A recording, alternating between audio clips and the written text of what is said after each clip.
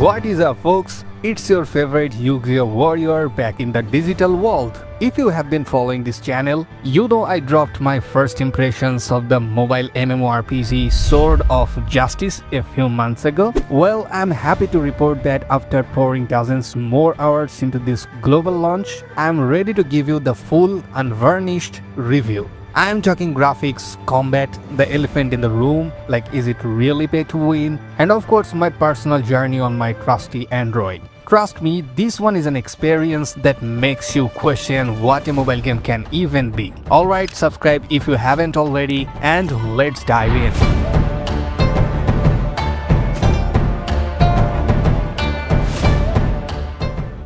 Well, I have to start here, cause this is where the game sinks its hook in.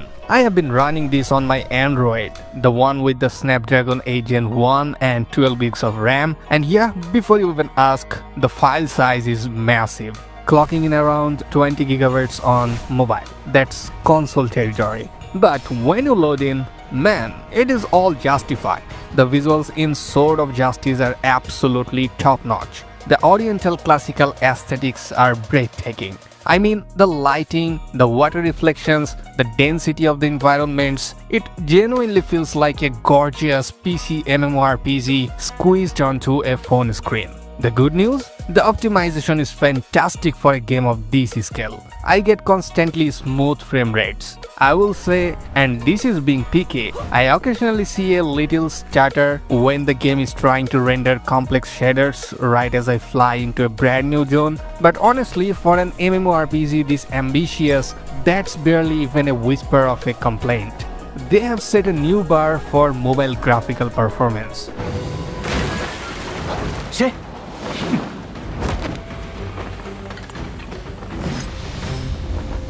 想引开追命，还真是不容易。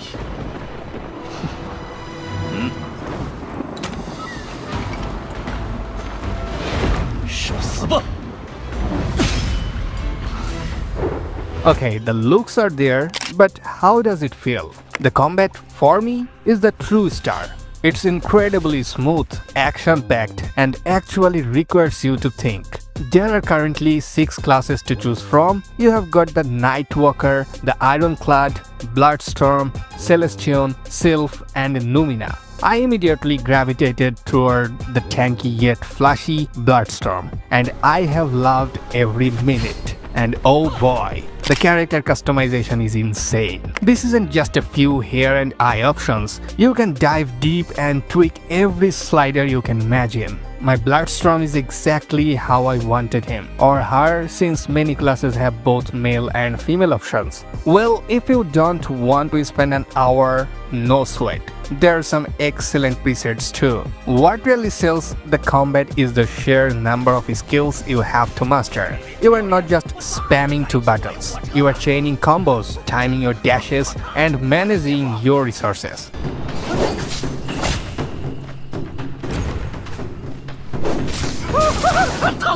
Alright, let's talk about getting around. The controls are butter smooth.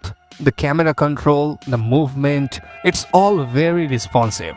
But the best part, the movement abilities. You can glide off a cliff and soar for a bit, and later you unlock the ability to fully fly through the massive world.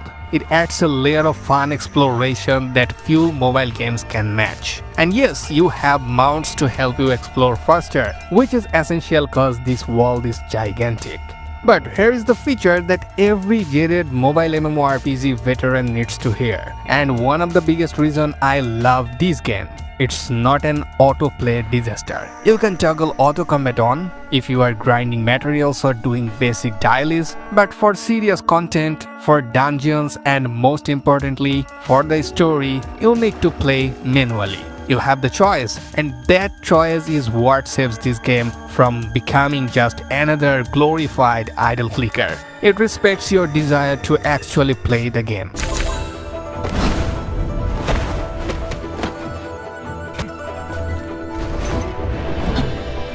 Now for the story, I'm going to be honest with you. For me, it was a slow burn. It takes its time, a lot of time. to introduce the main characters and fully reveal the plot's central conflict. But here is why it didn't bother me. Obviously, the gorgeous visuals and the living world. The environment is just so alive. The world is packed with NPCs, side quests, world puzzles, and ton of things to do that will keep you busy and craving to explore every single corner. So if you can get past the slow initial pacing, the depth and commitment to the setting really shines.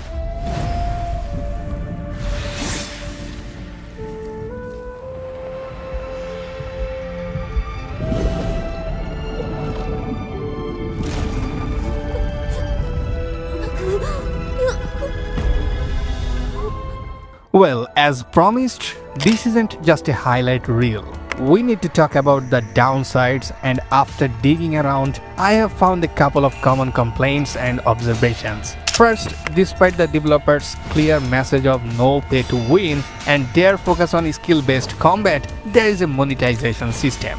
There are reports of a gacha system for certain skills via hero summons. While you can earn currency as a free-to-play player, having core parts of your skills set up locked behind a gacha banner is a red flag for many MMORPG fans. The game claims that the skill gap can be overcome by time investment and mastering your class, but this is a point of concern we all need to watch as the game matures. Second, a lot of players on the PC client have complained that the UI feels distinctly mobile. While I played on mobile and the UI felt fine there, it's clear that design philosophy is mobile first. So if you are a PC gamer expecting a traditional, clean desktop interface, you might be frustrated by the clustered menus and touch-friendly design.